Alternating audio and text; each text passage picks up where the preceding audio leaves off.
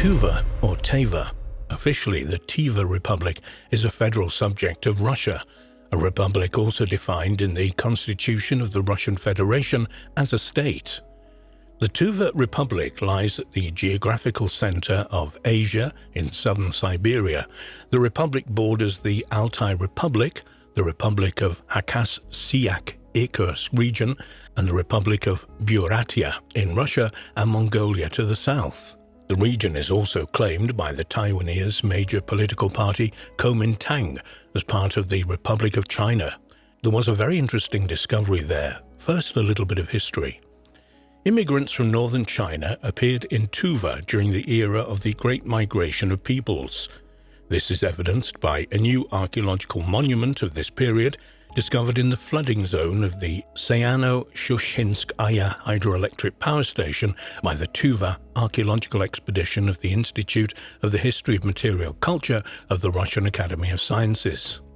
The monument became one of the most significant discoveries of the expedition in 2016, and its research has continued since then. It's a great discovery, and numerous archaeological sites have been discovered along the banks of the Yenisei River, according to the head of the expedition, Marina Kulisnovska, a senior researcher at the Department of Archaeology of the Central Asia and the Caucasus of the Russian Academy of Sciences.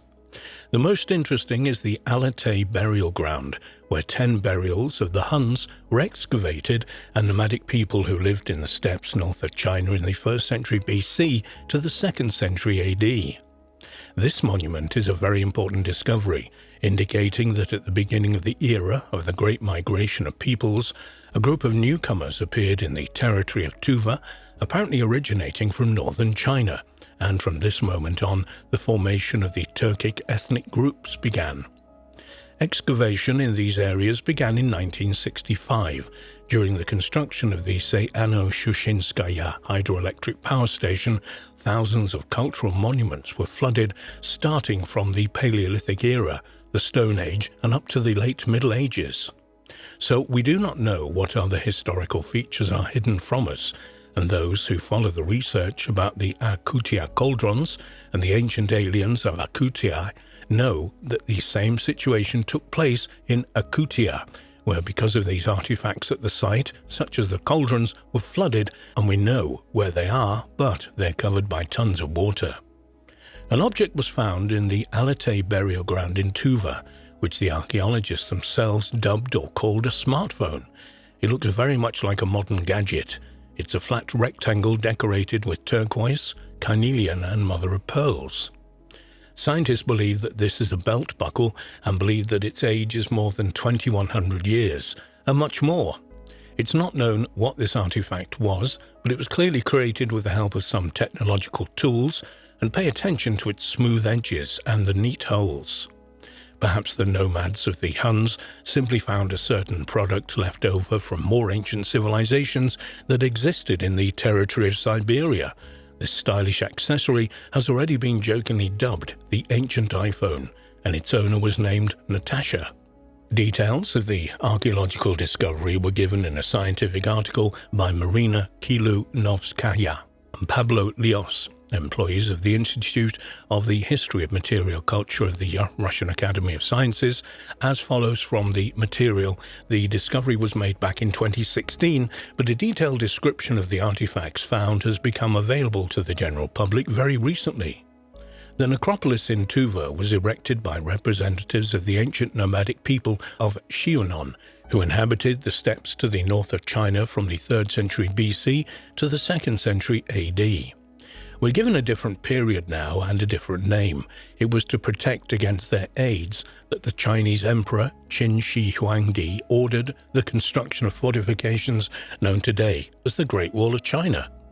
The Xiunan were a tribal confederation of nomadic peoples who, according to ancient Chinese sources, inhabited the eastern Eurasian steppe from the 3rd century BC to the late 1st century AD.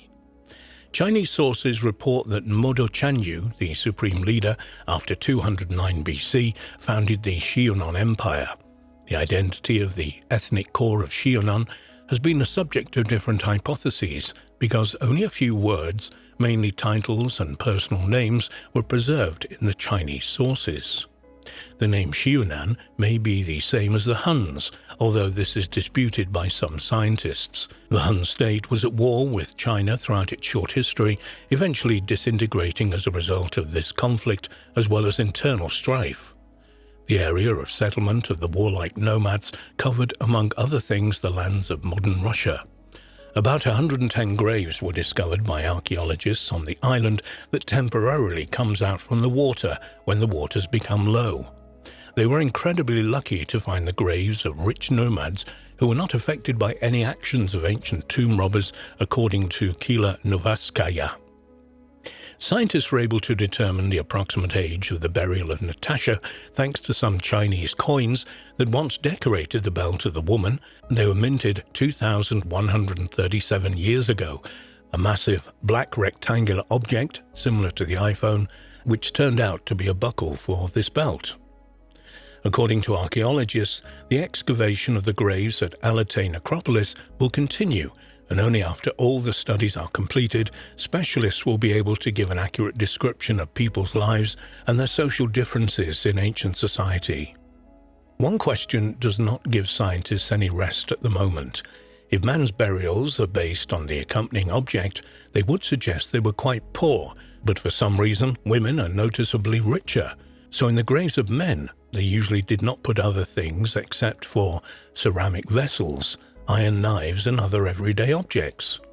In the graves of Alatay were invariably located in the waist area. This indicates that this element was part of the funeral attire. During excavations in other Xiunan necropolis, for example, in Trans-Baikal or northern China, similar buckles were found at the feet or next to the buried person. The belt with a massive buckle, most likely an element of a woman's dress, which could initially be used as a wedding dress, was later worn on special solemn events, and departure to the afterlife, of course, is one of these. Buckles made of black amber were not as strong than similar products made of bronze or bone. Frequent exploitation made them unusual, as evidenced by the finds of fragments of such buckles during the excavation of this young new hill. In these places, archaeologists also found graves belonging to other eras, from the Bronze Age to Genghis Khan. Earlier, two partially mummified ancient fashionistas were discovered buried together with the items. They treated one of them, calling it Sleeping Beauty, who was originally considered a priestess, but in fact turned out to be a specialist in working with leather products. The second, in prehistoric times, worked as a weaver. Burials with bronze buckles, or as they're called, open-work plates, are of great interest. They're all unique. There are only a few dozen such bronze buckles around the world. In 2018, they found two small buckles which apparently were used to decorate shoes. There is a series of buckles with geometric patterns, and at the very end of the lines of the geometric pattern, the heads of horses or snakes are depicted. During the next excavations, archaeologists were attracted by an unusual find. Next to the ancient skeleton was an object of rectangular shape. During the excavations, an unusual accessory was found in a burial dating back to the Xiunan era, which has not yet met with analogues. According to Marina Kilonovskaya, the age of the find is approximately 2100 BC. But if it was made in China at the time, it was ruled by the Xia dynasty, which lasted from 2100 BC to 1600 BC, and at that period they used stone tools like the hand axe. They also made use of fire and perfecting the stone tools that they created.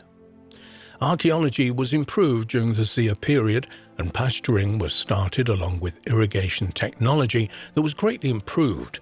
The production of dried and earthen goods also took place. The use of ships and vehicles arose, and the use of varnish became commonplace. Silk production and weaving also took place during the Xia dynasty, as well as drilling and carving technology.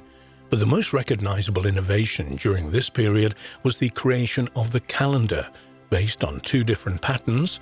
The use of jade bronze vessels and bronze casting became popular at that time.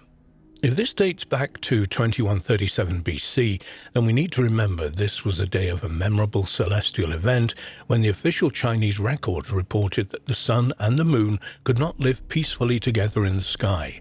and it was just the first total solar eclipse that made it into the history books. In fact, one scholar tracked down records of 916 solar eclipses between 2137 BC and 1785 AD in Chinese literature. Of course, it's only the year. We don't know if there's any connection when the iPhone buckle or whatever the object was made of. We just don't know that. Let's go back to Tuva. One point where the Tuva expedition worked in 2016 and planned to continue, but we don't have too many updates, almost none about their findings so far. It was the territories bordering with Mongolia in the south of Tuva and the Opsinor Basin and in Mongolia. The research was carried out here jointly with the Institute of Archaeology of Mongolia. During the study of the rock art monuments of Jura from 12 to 18 carat Takan, and two located here at the expedition, found several hundred new drawings reproducing scenes of processions of animals, hunting, battles, chariots, houses, figures of gods, deer, predators of different historical eras, Carrick Sewer, a mound resembling a wheel with spokes in design, and a ritual burial of the Bronze Age. They also discovered the 2nd millennium BC bones of red deer and bull. Since ancient times, a path connecting Tuva and Mongolia has passed through the Mongon Sakir Gorge, along with the Amasana himself, who was a hero of the people's resistance of the 18th century past. Did George Van Tassel build a structure in California that could slow down the aging process based on instructions given to him by extraterrestrials? And was he killed before he had a chance to fully finish this facility and share it with the world? According to some researchers, that is a strong possibility.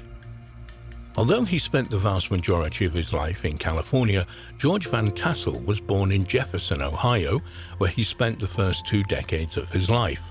After dropping out of high school while only a young teacher, he obtained a private pilot's license. By the time he was 20, he'd moved west to California, where he would find work with Howard Hughes, with whom he struck up a close friendship.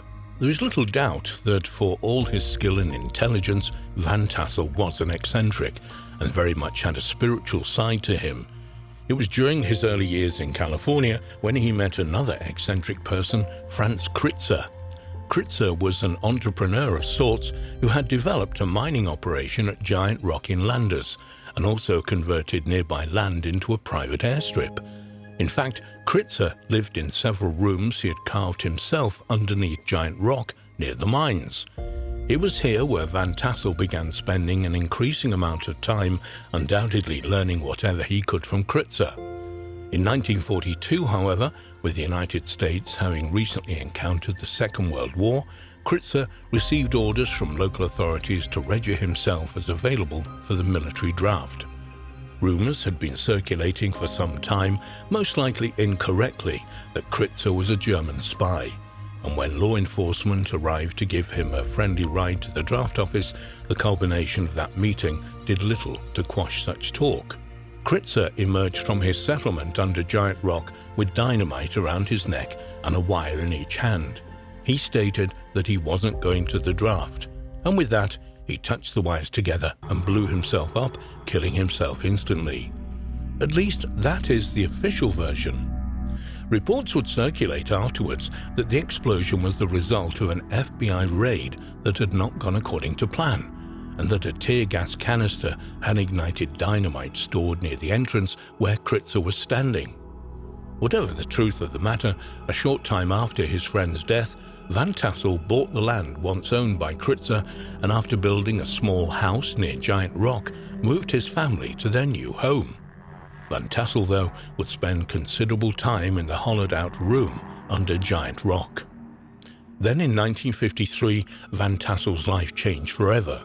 He would claim that he was awoken in the middle of the night by extraterrestrials who declared that they were from Venus. They would invite him aboard their spaceship, where they would share information with him concerning the re-energizing and rejuvenation of the human body. Ultimately, they offered the secrets to reversing aging and possibly achieving immortality. However, in order to achieve this, he would have to construct a very specific building. a facility called an integratron. By now, Van Tassel had attracted a relatively large number of followers, plenty of whom were happy to help fund his project. By 1954, the construction of the integratron was underway. Van Tassel would describe his structure at the time being as a time machine for basic research on rejuvenation, anti-gravity, and time travel. The building itself had a domed roof made entirely of wood. However, around the outside of this was metal apparatus that would rotate and was made from non-ferromagnetic materials. It was Van Tassel's belief that a high-voltage electrostatic generator would supply a broad range of frequencies to recharge cellular structures. This would, he proposed, reverse the aging process. He would offer in one interview that the problem with human life on Earth was that when a person finally becomes smart enough to do something with the knowledge they have acquired, they are old and heading towards death. Ultimately, the human lifespan is just too short. He would also often quote the line from the Bible which stated that the last enemy to be destroyed is death. There were certainly plenty of people who also believed in the project, and funding continued to come Van Tassel's way over the years that followed. And while Van Tassel was far from viewed as being a cult leader by the media, he was not without his critics, all of whom would offer well-thought-out responses, offering on one occasion that science itself continues to disprove its own theories. Ultimately, after almost 25 years in early 1978, Van Tassel would state that the integratron was almost complete and fully functional, and that he would appear in a television interview to update everyone on these final technological steps. It was while preparing for this interview on February the 9th that Van Tassel suffered a sudden and fatal heart attack in his hotel in Santa Ana, California. He had only recently been given a clean bill of health and was only 67 years old. If there wasn't any reason to suspect foul play initially, the fact that Van Tassel's home was ransacked in the hours following his death, with several boxes of papers and notes removed, as well as the symptomatic stripping of the integratron itself of various tools and devices, there perhaps was in the days that followed. Incidentally, none of these papers or devices has ever been seen since. Even more suspicious, Van Tassel's body had been cremated before members of his family had even been told of his death. So, what should we make of this intriguingly but seemingly outrageous account? Perhaps one of the first things we should note about the account of George Van Tassel and the instructions he claimed to have received from extraterrestrials in order to build the integratron is how similar they are to many biblical accounts that some researchers claim show interaction between humanity and alien entities in the distant past. Such stories as Noah receiving instructions to build the ark, for example, or Moses receiving similar instructions to construct the Ark of the Covenant. We might also consider the notion that if alien beings did indeed manipulate our DNA thousands of years in the past, part of the reason for doing so was to shorten the human lifespan. There are, at least according to some researchers, many reasons to think that the human lifespan should be much greater than it is. If we look at the Bible once more, we can see many characters that have lifespans of 800 to 900 years. Or if we examine the Sumerian king list, we can see rulers who supposedly ruled for thousands of years. It has been put forward by some that following the flood, the human lifespan was drastically and intentionally shortened. If there is any truth to that, perhaps Van Tassel was correct in his belief that manipulating human DNA could lengthen this lifespan.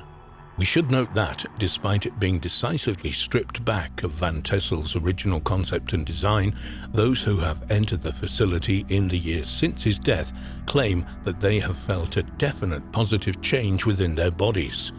We can only guess how much more positive and noticeable this change might have been had the same people experienced the integratron as Van Tassel had envisioned and intended. Did George Van Tassel construct a building that could slow down? Perhaps even reverse the aging process in human beings? And did he meet an untimely end because of this life-changing invention, one he claimed was given to him by intelligent extraterrestrials? If so, where is this technology and know-how today? It is being stored away in an attempt to thwart human efforts to live much longer, healthier lives than even the luckiest of us do today? Or might it be in the hands of a very select few who might be looking to use such technology for themselves and an exclusive club of hand-picked others? As preposterous as it might sound, several individuals could come and go in positions of power over several hundred years, and with the technical ability to slow down and even reverse the aging process, they could be the same person undetected by multiple generations. Indeed, while it is easy to dismiss Van Tassel's claims as the ravings of an eccentric, if captivating individual, the fact that his work was seemingly stolen from under his family's nose only hours after his death, a death viewed by many as, at the very least, a little eyebrow-raising, suggests there could be a lot more to his work and more validity to his theories than many might think. Throughout time, there have been many intriguing time travel stories. One of the most puzzling accounts deals with a very brilliant Egyptologist, Joseph Bonomi, and a mysterious inventor named Samuel Alfred Warner. Between them, it is rumored they designed and built a real time machine based on secret ancient Egyptian knowledge. Hiding deep within the grounds and shrouded by trees stands a foreboding mausoleum, an imposing 20-foot tall with a pyramid roof. It's made from granite with a solid, heavy bronze door secured by a keyhole. Decorative accents line the door, furthering the air of mystery. The door's margin displays a rectangular strip of Egyptian hieroglyphs. Built in the early 1850s, it was intended as the final resting place of a woman named Hannah Courtoy and two of her three daughters, Mary and Elizabeth. Very little is known about Hannah Courtoy or about her three daughters, Elizabeth and Mary Ann, but for the last 150 years, they've been at eternal rest in a mausoleum at Brompton Cemetery, West London. During her lifetime, she'd amassed a fortune. Some said she'd been the mistress of kings, politicians, and rich, powerful men. No one knows who fathered her two daughters, but they died soon after their mother, and nobody knows how they died. More mysterious still is the mausoleum, standing 20 feet tall in the middle of Brompton Cemetery, and rumoured to be a time machine. It is rumoured that Bonomi designed Hannah's mausoleum, a theory given some credence by its pyramid-shaped peak and by the mysterious hieroglyphics inscribed on the walls of the tomb and on Bonomi's own headstone. The Victorians were fascinated with the idea of time travel, and some believed the pharaohs had discovered its secrets. Might Bonomi have learned the time travel trick during one of his expeditions to the pyramids? Gently opening the old iron gate of Brompton Cemetery is somewhat similar to breaking the spine of a book containing some secret London history. Well-known suffragist Emmeline Pankhurst was laid to rest here. Beatrix Potter also walked its many plots of land and penned names from gravestones to use in her work, these including decedents Peter Rabbit and Mr. Nutkins. In excess of 35,000 landmarks in all are available, rich and poor, known and forgotten. Hannah Courtoy's tomb would be impressive for its imposing stature and cryptic veneer alone. It's the largest, most elaborate construction in all of Brompton Cemetery. But there's more to this story, much more, that it's secretly a time machine. London musician and Courtoy historian Stephen Coates, the man behind some of the recent bizarre claims, states it's not a time machine, it's a teleportation chamber.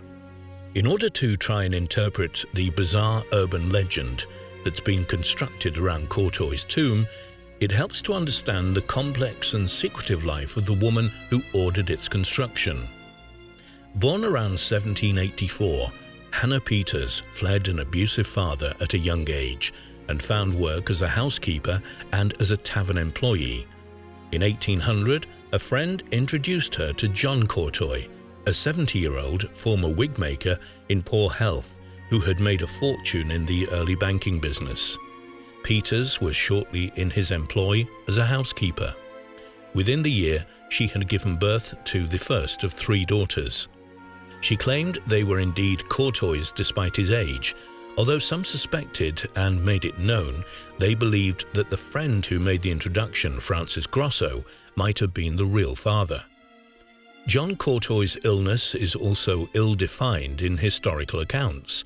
Although it was rumoured he had a violent run-in with a street worker in 1795 that left Courtois, who had been attacked with a knife, reserved and antisocial.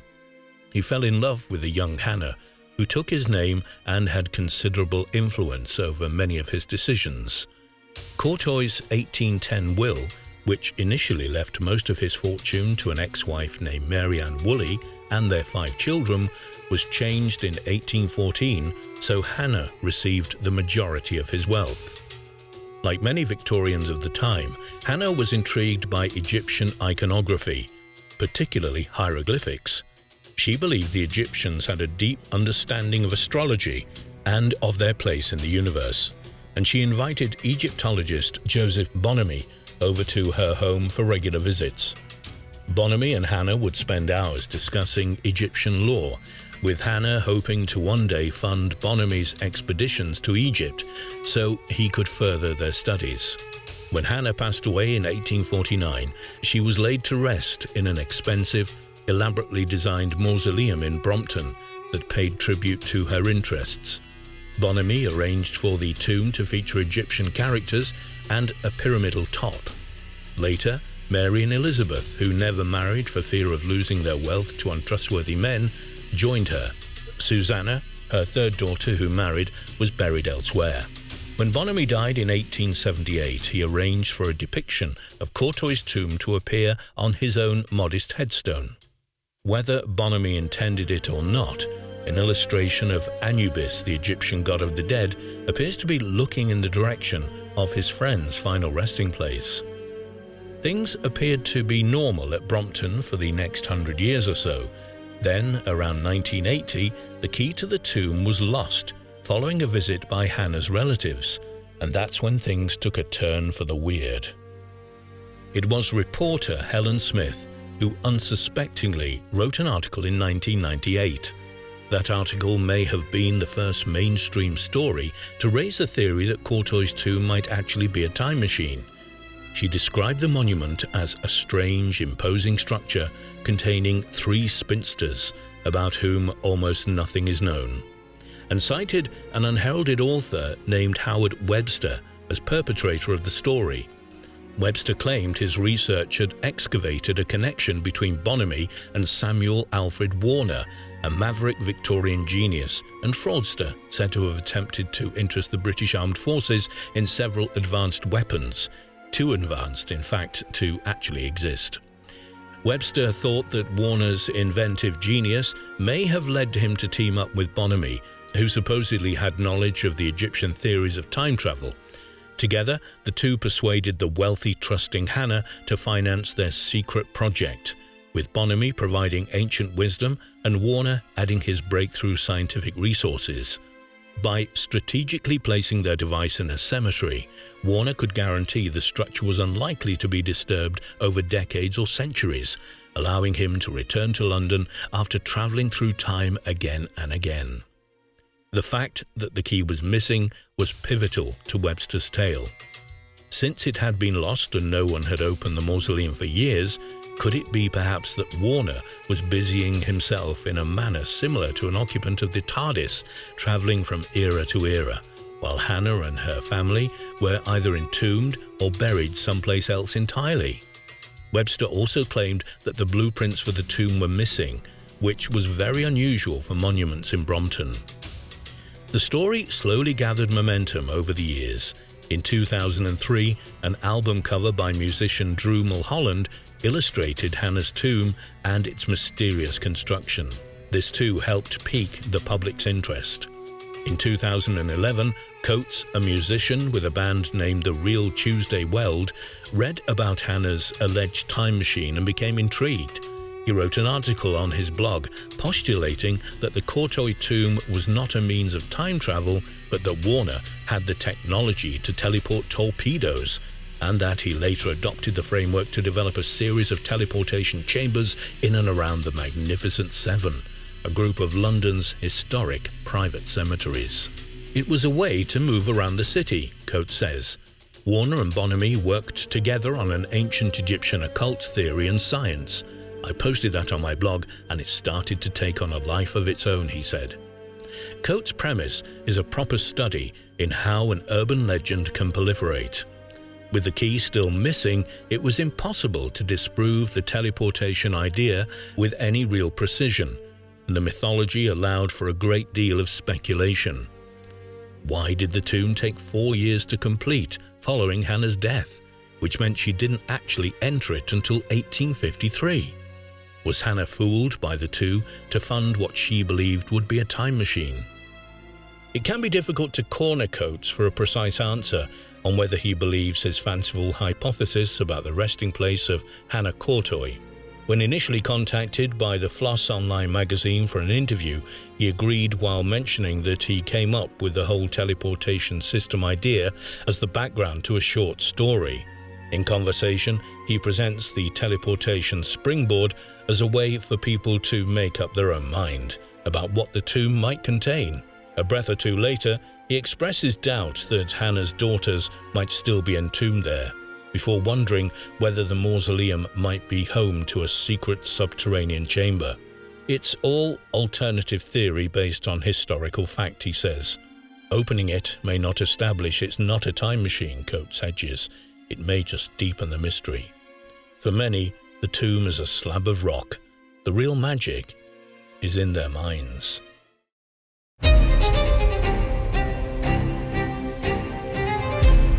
In the 1820s, England medical doctor and paleontologist Gideon Algernon Mantle discovered some of the first dinosaur fossils ever recorded. But inside the millions of years old deposits of chalk and flint, he also claimed to have discovered coins and other antiquities. Is his account to be trusted? If so, how did they get there? Gideon Algernon Mantle and dinosaur fossils. Physician, geologist and paleontologist Gideon Algernon Mantle was born in Sussex, England on the 3rd of February 1790, the son of a shoemaker. Mantell studied medicine in London, but in 1811 returned to Sussex where he became a successful surgeon. But from an early age his passion had been geology, and he developed an interest and passion for the various types of fossils that could be found in the chalk quarries in the countryside near his home. He practiced from his house in Castle Place and at the same time made significant discoveries in the field and began to build up a collection of what became known as his Mantellian Museum. When he started digging fossils, all the known fossils assemblages from Cretaceous England, a geological period that lasted from about 145 to 66 million years ago, were marine. But Mantell discovered remains of terrestrial and freshwater ecosystems that he named the strata of the Tilgate Forest. As early as 1820, he had begun to find bones of gigantic animals, and at that time also discovered a strange fossilized tooth, unlike anything he'd ever seen before, but perhaps belonging to a huge herbivore. One day the animal associated with this unusual odd tooth would prove to be among his greatest contributions to science. But at first, the scientific community rejected his ideas about being from an unknown species. French zoologist and statesman Georges Cuvier, who established the science of comparative anatomy and paleontology, thought it belonged to a rhinoceros. Although the great Cuvier's dismissal was difficult to accept for Mantell, he persisted and sent Cuvier more teeth, eventually persuading him to reconsider his earlier decision.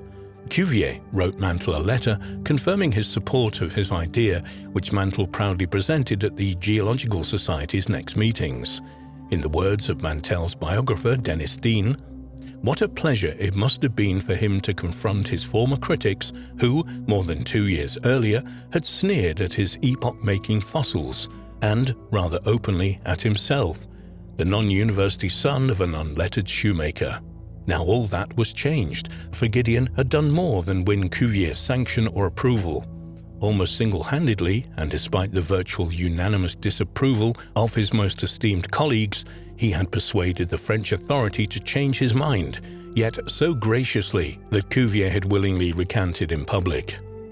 The fossil teeth belonged to an animal that Montaigne called the iguanodon, which he realized was an extinct, colossal, herbivorous reptile, and until his discovery completely unknown to science.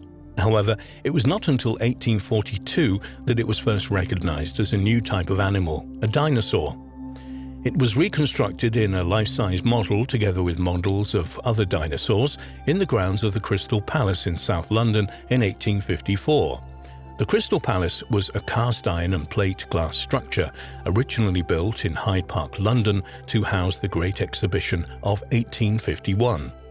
In 1833, Mantell moved his family to Brighton, where his medical practice failed to such a degree that the town council allowed him to turn his big house into a public museum showcasing his extraordinary discoveries. Admission cost £1, in those days around half a day's wages for a labourer or servant. Algernon Mantell wrote many books throughout his life and was a respected member of the Geological Society of London, of which he became vice president in 1848. In 1835, he was awarded its highest honour, the Wollaston Medal, the only person in its history to receive it. Mantell was elected a Fellow of the Royal Society in 1825 and received a Royal Medal in 1849. Mantell also kept a regular journal from 1818 until the days before his death in 1852. Half of this journal has been published, whilst the remaining is available in typed transcripts. Mantell's first and most important book, published in 1822, was The Fossils of the South Downs, or Illustrations of the Geology of Sussex. This work is now known mainly for the large number of fossils, almost all of which were invertebrates, from the Cretaceous and Tertiary strata, but particularly from the chalk that Mantell described and illustrated. A great number were new species, named by him and now familiar to paleontologists all over the world. Out-of-place artifacts. In The Fossils of the South Downs, Mantell makes an extraordinary statement about finding man-made artifacts in ancient flint nodules found in the chalk deposit, as well as similarly extraordinary finds from elsewhere. He says, "I cannot refrain from mentioning in this place the extraordinary circumstances of coins and other antiquities having been found enclosed in them." Mr. Knight Spencer, in a letter published in Bakewell's Introduction to Geology, relates the following interesting story.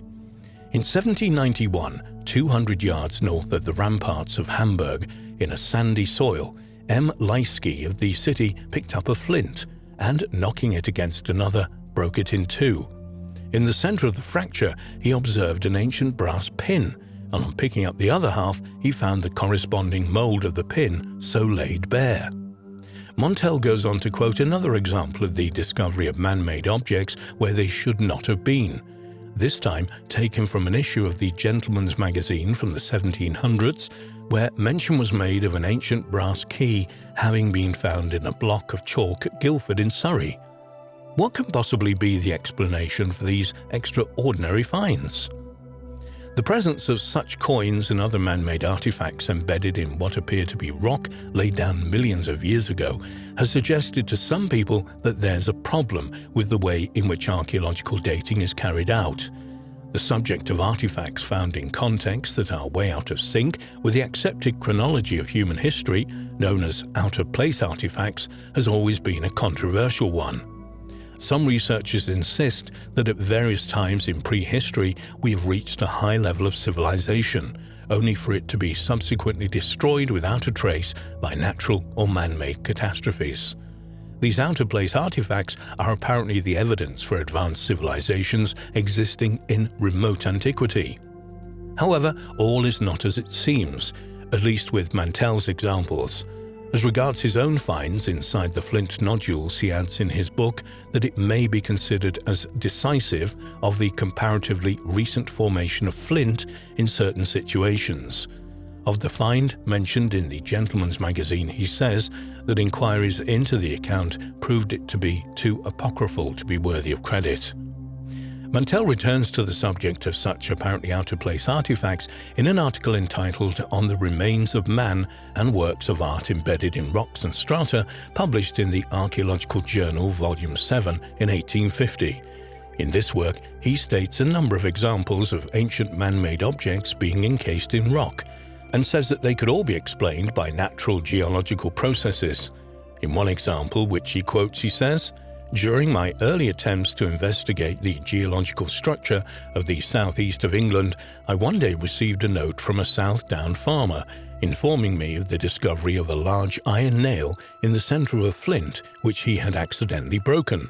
I immediately rode a distance of some 20 miles to inspect this wonderful curiosity, and was not a little surprised to find my correspondent's statement apparently borne out, for he placed in my hands a large rolled stone closely resembling externally the usual flint boulders of the ploughed lands of chalk districts, and which had been split down the middle. On one side was embedded a large iron nail, and deeply impressed on the opposite surface the corresponding mould. A slight inspection detected the nature of this specimen. It was not a flint, but an aggregation of fine silica sand that had been converted into compact sandstone by a solution of iron derived from the nail, which had served as a nucleus to the sand that had gradually accumulated around it. The facts described by Kirwan and Knight doubtless admit of the same explanation, the narrators having mistaken a sandstone and modern formation for a genuine flint nodule. When residing at Brighton, I obtained many specimens of recent ironstone from the fishermen who dredged them up from the Bristol Channel. Cannonballs, horseshoes, nails, chains, fragments of bolts, bars, anchors, and so on, formed in the nuclei of these masses, some of which were exceedingly interesting from the variety of shells, zoophytes and other marine productions promiscuously impacted in the same block of stone. The Imperial Library of Constantinople was believed to be the greatest in the world outside the Vatican. The library, which at one stage consisted of over 100,000 manuscripts, survived for almost 1,000 years before it was supposedly destroyed in the Fourth Crusade of 1204 when Norman Crusaders devastated the city. However, there are rumors that the library survived largely intact and was somehow spirited out of the city to its eventual destination in modern Moscow. It became known as the Library of Ivan III, and some researchers believe it lies there still, in vaults beneath the Kremlin building, waiting to be discovered. Standing on a triangular peninsula between Europe and Asia, modern Istanbul, formerly Constantinople, ancient Byzantium, is the largest city and principal seaport in Turkey.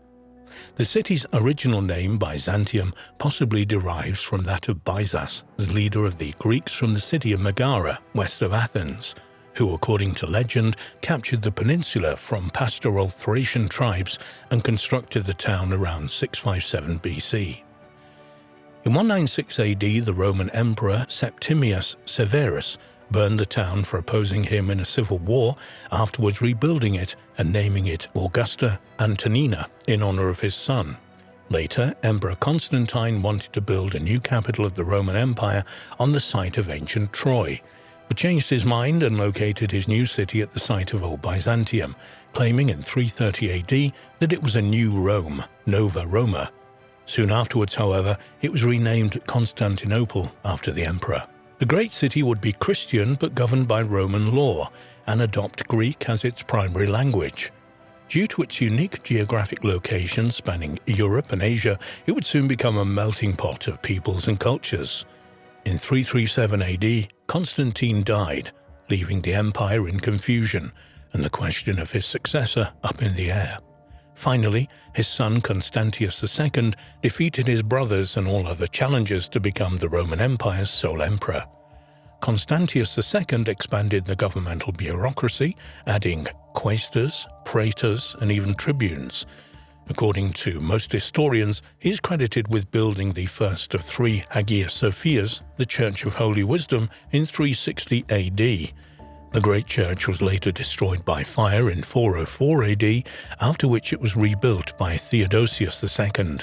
It was destroyed and rebuilt again under Justinian in 532 AD.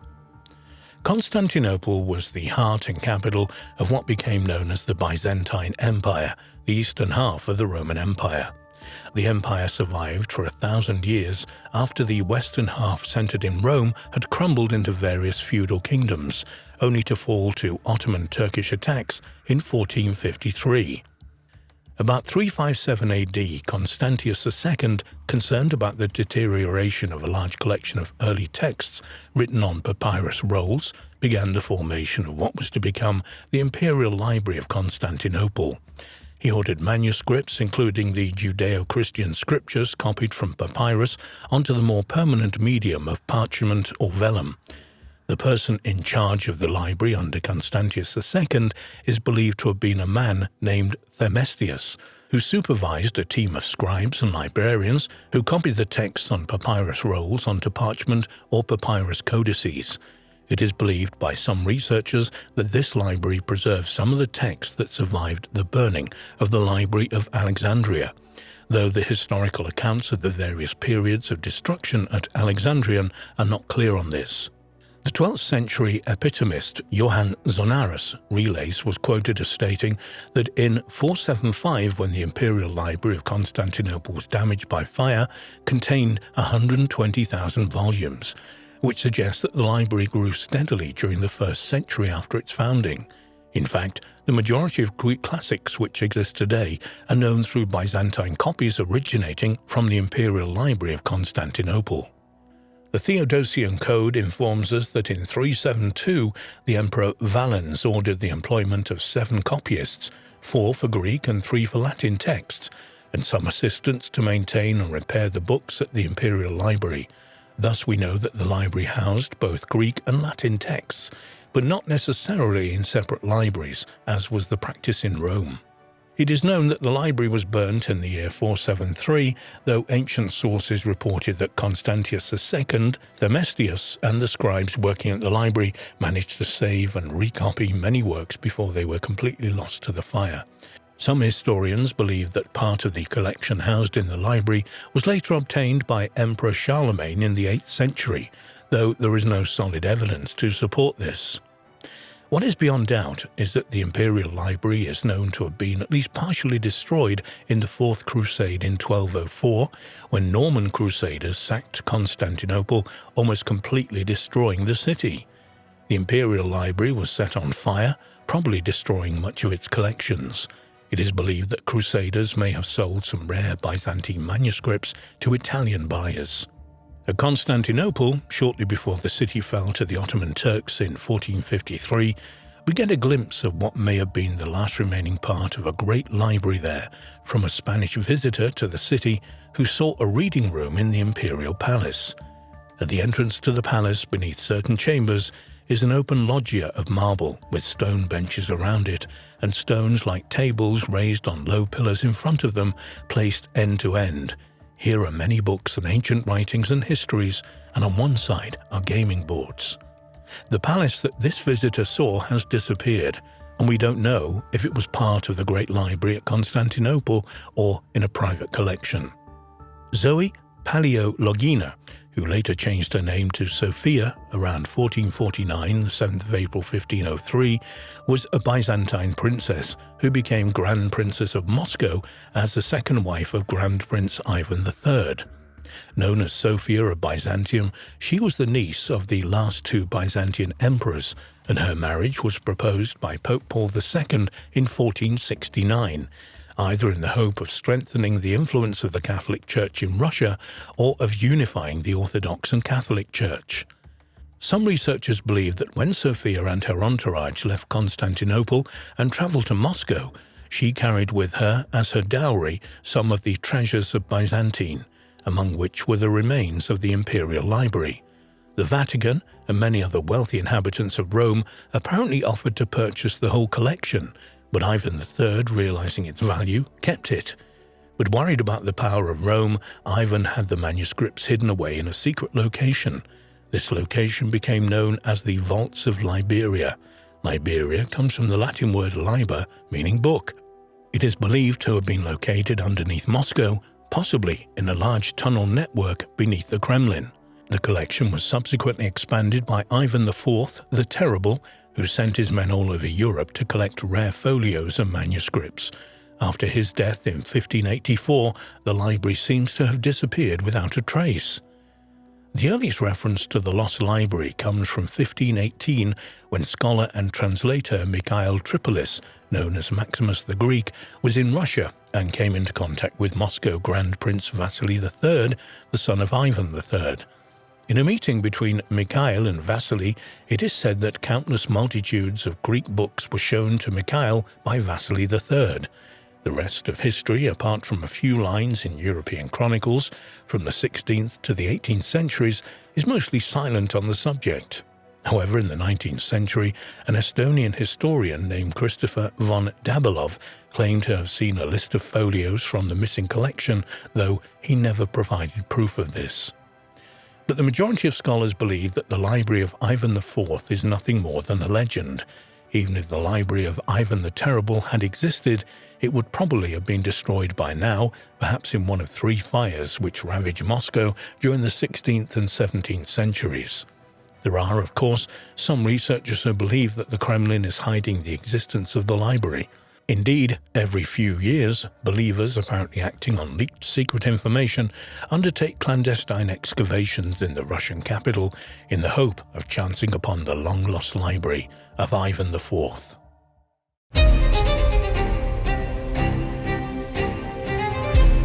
There are many examples of technological know-how and advanced engineering in ancient times, and these range from magnificent megalithic structures to intricate designs of musical instruments and even medication.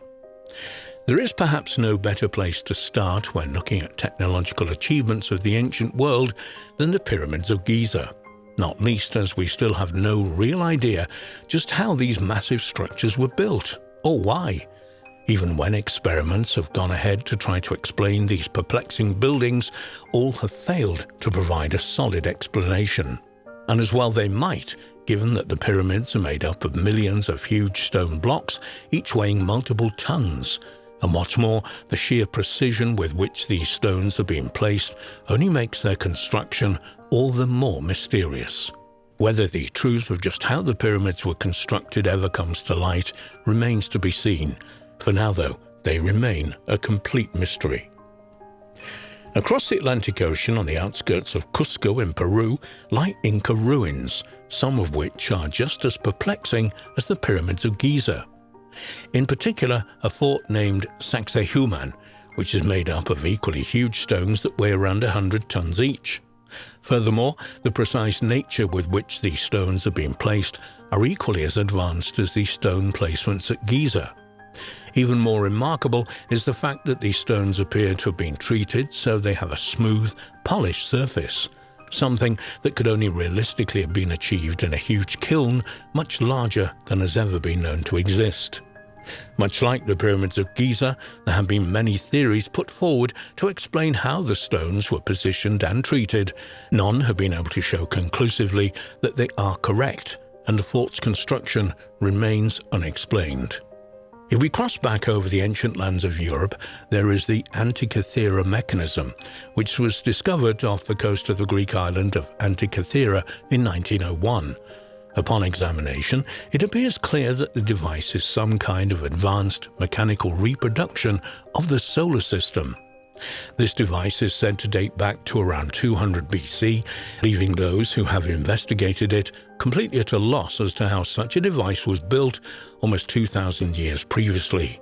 In total, almost 40 separate intermeshing gears are contained within the device, which is entirely accurate in its workings and is truly a peek into the past and the technological know-how that was clearly present in antiquity. Although it is something that has been well documented between the years of 600 and 1200, a weapon of the Byzantine Empire known as Greek fire still cannot be replicated today. According to the many reports of this deadly weapon, pipes were fitted to the masts of warships, which, when activated, fired a thick fire at enemy ships and soldiers. And what's more, this strange fiery substance was able to continue to burn for some time on the surface of the water. Suddenly, however, at some time around the 1300s, the deadly weapon simply disappears from history. It's not clear why this happened, with some suggestions being that the ingredients required to make this substance became suddenly unavailable, or that the knowledge of how to blend the required ingredients simply became lost as the empire itself weakened. What makes the Lycurgus cup is so intriguing, its remarkable decorations around its side, is that nobody is entirely certain as to what the cup is made from. What is further interesting about the Lycurgus cup is that the glass within it is dichroic, which means that when a light is shone behind it, it shines red. However, shining a light in front of it will make it appear green. What makes this so interesting is that this effect is achieved by changing the structure of gold and silver nanoparticles, something that modern science only managed to achieve in the 1970s. Just how this was achieved in an item thought to date back to Roman times is beyond explanation, although some people have put forward that this could have been completely unintentional and achieved purely by chance. It would appear from the many writings speaking of it that ancient Egyptians and ancient Greeks made use of a drug that was an ancient equivalent of an antidepressant. Known as nepenthe, it translates to anti-sorrow and was seemingly given to those who were feeling sorrowful or sad, what we would call in the modern world depressed. Although there is documentation of its use, it's not certain exactly what the drug is, whether it's a single plant or herb, or an ancient combination of different ingredients. Some researchers have suggested such drugs as cannabis or opium to be the true nature of nepenthe. However, both drugs were widely known and used in the ancient world, and we would assume that they would simply be referred to as such. Whether nepenthe contained a mixture of cannabis, opium, and other such drugs remains a mystery. Perhaps one of the strange mysteries from history is that of the Stradivari violin. Widely considered to be the finest violins ever built, the Stradivari family produced these masterful instruments throughout the 17th and 18th centuries. It is thought that around 600 still exist today. However, there is no one who knows just how to make or recreate them, meaning their numbers will continue to dwindle, and it's unlikely an exact replica will ever be reproduced. Although they can't be reproduced, some scientific studies of these instruments suggest that the wood they are made from is particularly dense, which is likely to contribute to their unique sound. Another substance that the modern world has collectively forgotten how to produce is Damascus steel, a particularly hard and strong metal used in the Middle Ages throughout the Middle East. Its ability to be shaped into particularly sharp edges made this metal ideal for making blades for swords and other weaponry. Like the Stradivari violins, although there are plenty of examples of these blades made from Damascus steel in the modern world, the knowledge to make the metal itself has been lost, and despite several attempts to recreate it, all have fallen short. While this knowledge was likely lost as empires fell and demographics changed, there was also likely an element of keeping such knowledge secret, meaning even in the Middle Ages, only a select few would have been privy on how to produce the metal. In 1940 in the United Kingdom, an experiment was set up that is largely referred to as the Oxford electric bell, which involved two brass bells being buried beneath two dry piles and then sealed. This apparent makeshift battery then produces enough power to create an electrical charge that swings a hammer of sorts that chimes the bell. What is particularly amazing about this is that this battery has remained charged ever since and continues to chime the bell today. Scientists are not certain when the charge will run out, if indeed it will, as they don't wish to interrupt this generational experiment by delving beneath the dry pile. They will have to wait until the battery runs out before they can examine it further. Without a doubt, one of the most remarkable technological achievements of the ancient world is Da Vinci's tank, otherwise referred to as Leonardo's fighting vehicle. When we examine the designs and blueprints of this vehicle, it's clear that Da Vinci was light years ahead of his time, both in this design and in general. Perhaps what makes this vehicle even more intriguing is that the gear system appears to have been designed and placed in reverse order. This could be one of the quirks that truly makes Da Vinci a unique and one-off individual.